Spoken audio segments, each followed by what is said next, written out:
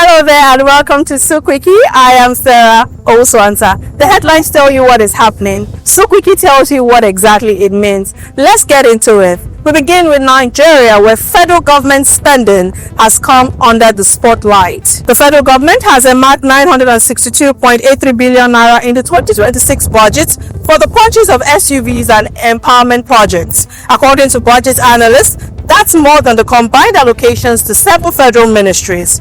Why does this matter? Budgets are about priorities. Supporters may argue these projects support government operations and grassroots programs. Critics, however, say the spending raises questions at a time where sectors like healthcare, education, and infrastructure are still seeking more funding.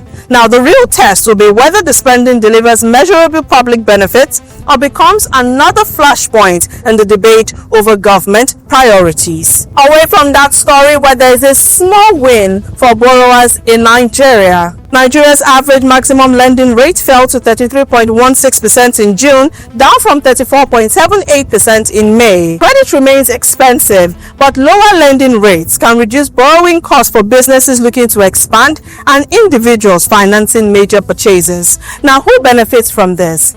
Businesses, entrepreneurs, and consumers seeking loans. But unless rates continue to fall, access to affordable credit will remain a challenge for many. Now let's move on to the global oil market today, where oil prices dropped by 4% after the United States and Iran paused hostilities, raising hopes that diplomacy could replace conflict.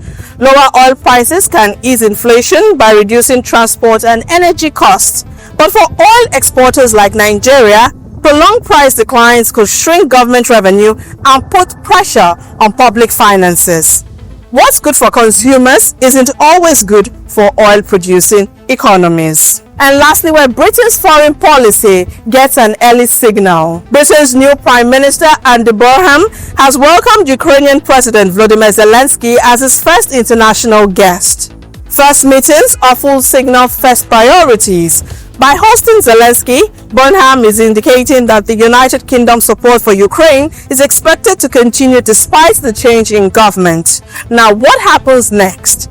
Investors and allies will be watching closely to see whether Britain's broader foreign and defense policies remain consistent under the new leadership. And that's a wrap on SOUQ Quickie today. Thank you for watching. Do not forget to follow us across all our social media platforms at SOUQ Digital.